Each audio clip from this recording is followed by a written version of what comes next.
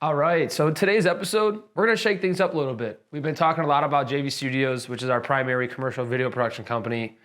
And we specifically wanna talk about creating a sister company, which is what John and I did in 2017. So without further ado, let's get right into it. Donna Studios, our sister company. John, can you, for those who maybe don't know what Donna Studios is, and maybe people that do know, give us a little refresher. Yeah, absolutely. So yeah, Donna Studios was created and was born in 2017. It is a wedding photo and video company, and that's what we focus on, weddings. We also do engagement sessions and family sessions as well, but the primary focus of Donna Studios is weddings. Love that. So I think a big reasoning why we got into this was, in video production, I'm sure you all can relate that are listening, that are in the industry. When you're kind of just getting started, you kind of become a yes to everything type gig, right? So I remember back in the day, John and I would get inquiries for music videos. We'd say yes. Commercials, yes. Weddings, yes. And we started to just get a little clouded in what JV Studios, what we wanted it to be. So I remember there was a big time where John and I kind of came together and we're like, well, what do we want JV Studios to be known for? And I think we looked at all the types of projects we were doing and we were assessing, okay, we really like this project. We really like these. We're really good at these. These kind of they don't fill our cup as much. So what do we want to do? What do we want JV Studios to be known as? But on the back end, we were getting a lot of inquiries for weddings. So I think we kind of came together and we realized, well, we don't really want JV Studios to be known as a wedding production company, but we don't want to say no. And so the light bulb moment came on. We were in Chicago, sitting on like the rocks at Northerly Island. I remember John and I were talking and we're like, well, why don't we just create a sister company? So John, like what was going through your head when that light bulb moment hit and, the idea to create just a completely different brand, completely different entity, came to fruition? Yeah, I remember it because we were going through some growing pains. JV was starting to get really well known in the commercial space, in the music space. And then we were also being really well known for the weddings. And so there was just this disconnect between marketing and, reaching out to clients and different energies of the business and the approach. And so there was a moment where we said, well, you know what? Maybe it's just time that we just cut weddings out completely. And it just never felt right. It just felt like there was such a need in that market. And, we love the weddings because they provide, it's all love, it's passion, it's love, and it's storytelling. And so, we were like, well, do we get rid of the company or is there another way? And so, I remember, we were on our bikes, we were kind of just cruising around and it kind of hit us and we said, why don't we just create a second company, a completely different brand? It'll be the same ownership, the same style, running it the same ways, but it will just be a completely different entity, still ran by us, still great quality. And, that's how it was born, Yeah, and I think a big thing for us was that we started realizing, clients that were, more corporate or commercially, they didn't care too much to see a bride and groom get married. And on the other end of the spectrum, a bride and groom didn't really care about seeing a commercial or seeing a music video. So there was that clash of kind of like, they say riches in the niches. So we were kind of like, John, how can we pivot, and not tell our clients, no, JV Studios doesn't do weddings.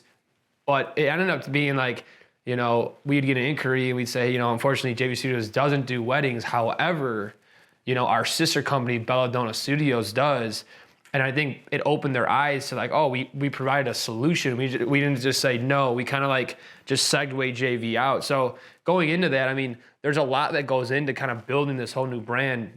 John, can you maybe just shed some light on the building stages of just building a second company? I know you're the producer for JV. You do a lot of the back end business stuff that no one really enjoys doing, but you do it and you're great at it. I love it. Can you just talk about like that transition? Was it hard to just like create a new, I'm sure you had to get a whole new business license and stuff like that? Oh yeah. Well, back in 2013, 2012 area, we were building up JV, and that's the first time I've ever done it in my life, and I didn't even know what to do. I didn't know. I was talking to a couple of people. They were kind of confused. There wasn't a set solution of like, this is what you do.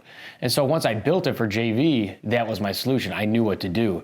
I'd say, building Bella was it was easier because it was streamlined. We were able to, get the new LLC, EIN, separate bank accounts, separate subscriptions. So we kept everything separate, from the marketing to the books to the email addresses to the website. It was just completely a new business. And it was easier the second time, so easy that I've even started businesses for close friends of mine, because it's tough to do it the first time. After that, it's easy. Yeah, I mean, I think the toughest challenge we had was coming up with a business name.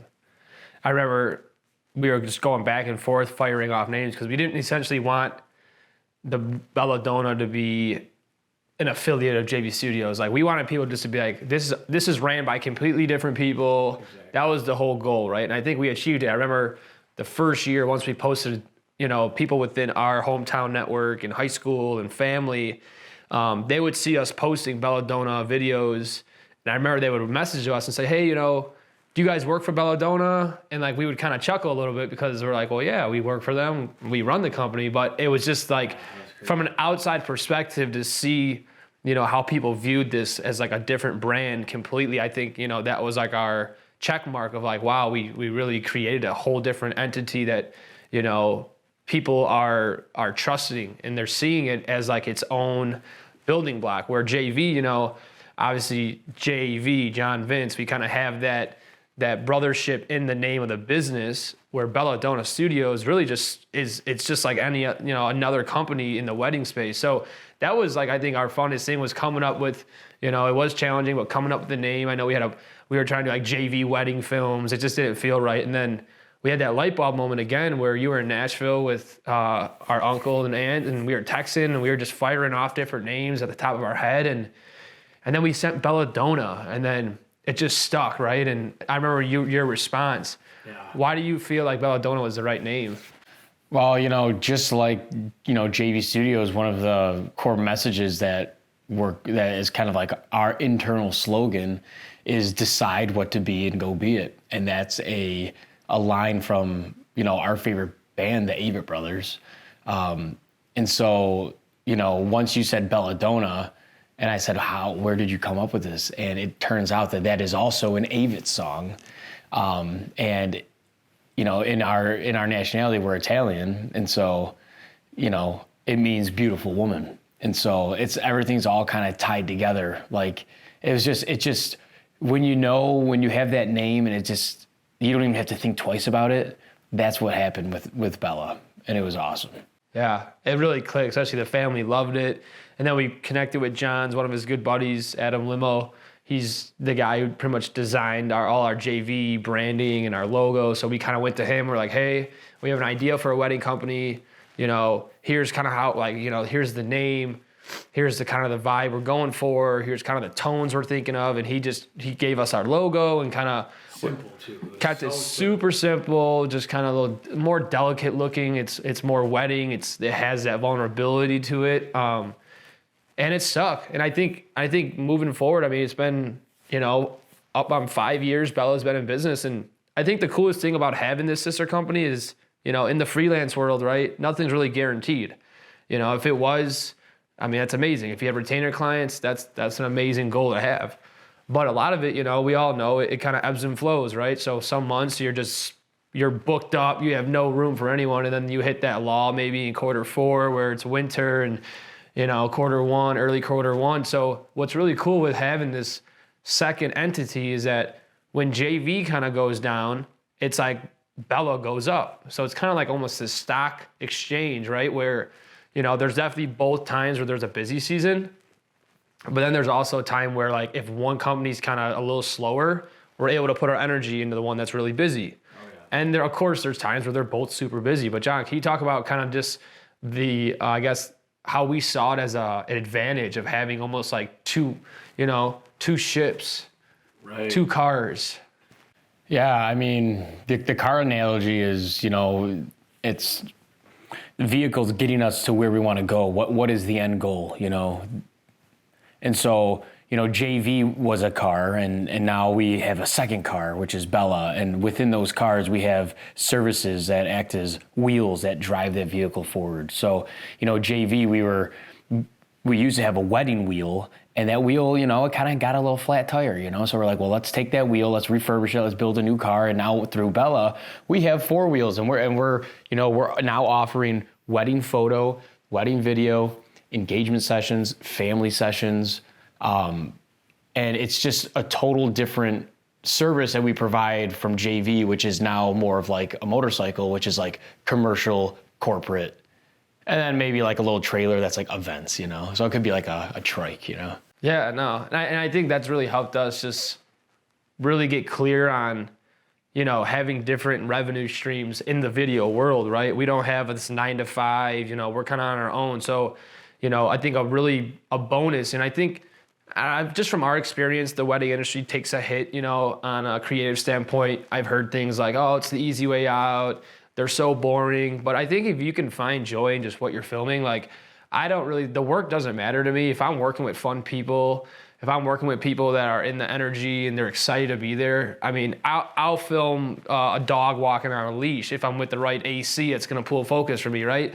So I think there's like that stigma of like, oh, wedding's a cop out. But to be honest, we found it to just be, a way to just stay, active in video production, right? So, we look at JV Studios as like that Monday to Friday job, just like a normal 9 to 5 for someone. So if we can book our commercial productions out during the week, that leaves our weekends open to either music festivals that are through JV or weddings. And so it's really just like, how much do you want to grind? Like some people don't have the bandwidth. They're like, oh, I'd rather book, less projects at a high rate. And who wouldn't, right? Less work, higher budgets, amazing. But who says you can't do both? Who says you can't book, higher projects and still do, the weekend warrior stuff, right? So we kind of came together and we're like, let's just keep this going. And I think another thing that, John, I mean, you book a lot of the clients, you do the producing. I mean, how does it feel knowing, with at least Belladonna, the projections every year, you can really, people are booking a year in advance, Yeah. Sometimes even 2. We got some weddings in, 2024 that are starting to book up, which is, to me, it's like, holy smokes. Like I look at the books, I look at the projection and I say, okay, wow, if something were to happen, this is there, it's something that you can see, it's contracted, it's going to happen, and so it kind of gives us, it's like just a little cushion, like just a little reassurance on the back end. Obviously we're still always pushing in, JV books out from, 2-week minimums to 3 months in advance. Sometimes the festivals and stuff are, a little further in the future, but everything is pretty, it's pretty turnkey, pretty quick, So it's kind of, you get a project, you make it happen, it's done. And then it's kind of, okay, let's wait. Unless, we do have some clients that we do have recurring work with, but besides that, it's, what's nice about the weddings is I can look and say, wow, in 2023, this is what we're forecasting and it's already booked, And that's really cool because it's good for us and it's also good for our team because, we have a whole list of contractors that we bring out and they're all amazing shooters, videographers, editors, photographers.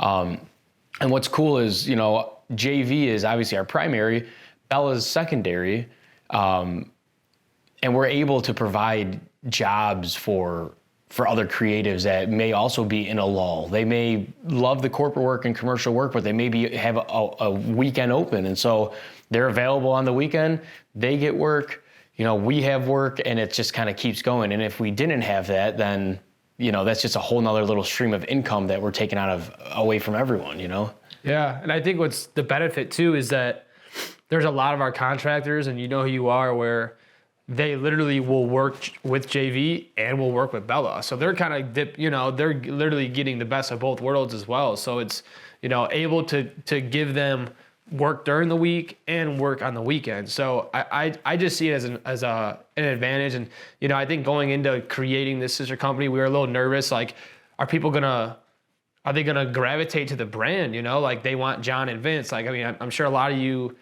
as you grow your businesses, and you realize your clients, they want you, they either want, if it's you that's running it. So we got Bella to a point where it's kind of more this boutique wedding agency, where John is kind of running it from a top tier producer, rarely on site shooting unless it's like a special, request or if it's a family member. But John is kind of taking this approach of kind of eyes in the sky. And then, I'm one of the lead shooters for Bella. And then we'll bring out, our wedding photography that we added like almost 2 years ago. Yeah, and having that has been able to really bring our team together because, for those sidebar that are in the wedding industry, how it is working with different vendors. There's times where there's head collisions where the photographers don't really get along with the videographers, and you're trying to compete for the couple's attention when really everyone's there for the couple. And so bringing on photo allowed us to really expand Bella's horizons on what we can offer, provide a one-stop shop for couples that just want to deal with one contract. I want to just pay one person and you deal with all the communications, and just the overall day of wedding, the synergy is so much better. So quick sidebar. Yeah. And so, yeah, with Bella, it's just been a really fun learning experience, kind of like, I guess, just really experimenting with this wedding brand. And to be honest, it's one of those businesses that once you do a good job with one wedding, their friends get married, and then there's friends, and they're like, and everyone at that wedding is essentially looking at this company. And if you do a good job, it's really just secured work in the future. Yeah. But yeah, just to bring it full circle, John, I mean, for those listening, I think it's really important to stress that, don't put yourself in a box when it comes to like what you want to create, right? There's stigmas in the industry and there's reputations that get thrown around of what you do. But my biggest advice is just go for it, and if you don't have a second brand, it's all good. You can do it all in one. We just kind of felt in the space where we were getting so many different inquiries from every corner that our messaging was not clear to our clients. They would see us post a bridal couple, and then they'd see us post a music festival, and they're like, well, what do you guys do? And so I think it's really important to sit down with yourself and evaluate, like, what do you want your current company to be known as, and run with it. And if you're like, hey, I want to be known as this, but I still enjoy it, then yeah, I think looking into create another brand is a great valuable answer. Yeah, and I think the most important thing there is, you want to be known as an expert in the field. So like if like a steak, you go to a steakhouse, right? What are you going to get there? You're going to get a steak. You go to a seafood restaurant and you're going to get seafood, but you might go to a buffet and you're like, well, man, I don't know if I want that steak and I don't want that seafood, So it's like separated, it gave us that, that separation of, hey, JV does this and Bella does this. And when you talk to Bella, we are the experts on this topic. When you talk to JV, we are the experts on that topic. It gave us credibility in the industry. And I think that has been huge for us. Yeah, no, I agree. And I think as we wrap up this episode, it's important just to really understand what you want to be known for. I mean, there's so many things, especially in your early days, it's easy to just say yes to everything. And we did that, and it kind of like backfired, but it also gave us the portfolio to really take on various jobs and just really step back and be like, we like this, we don't like this, we want to do this, we're good at this. But yeah, as we come to a close, there's one last thing that just comes to my mind that I'd love to share, and it's pretty much, someone told me this when we were just getting started. It's be careful at what you're good at because you'll end up doing it. And I think it always sticks with me. So, before you say yes to a bunch of things, really step back and evaluate, is this work, is this work pushing me? Is it expanding our portfolio? Is it landing the clients that I want to land? Is it going to get me to where I want to be, the type of work? John, do you have any closing remarks for this episode? Yeah, I mean, I think that's a great thing. Yeah, be careful what you're good at, because if you start doing something early on in your career and you're doing it solely for the money, I mean, I think that's great. We all want to be financially free, but you're going to get known for that. It's going to be passed around, and then next thing you know, you're working. It's not when you do something you love, it's not work. So now all of a sudden you're doing these videos or these projects, and you're just not enjoying it. You're going to burn out. It's not sustainable. I think a better approach is just doing what you love. And if you love it, the money is always going to follow.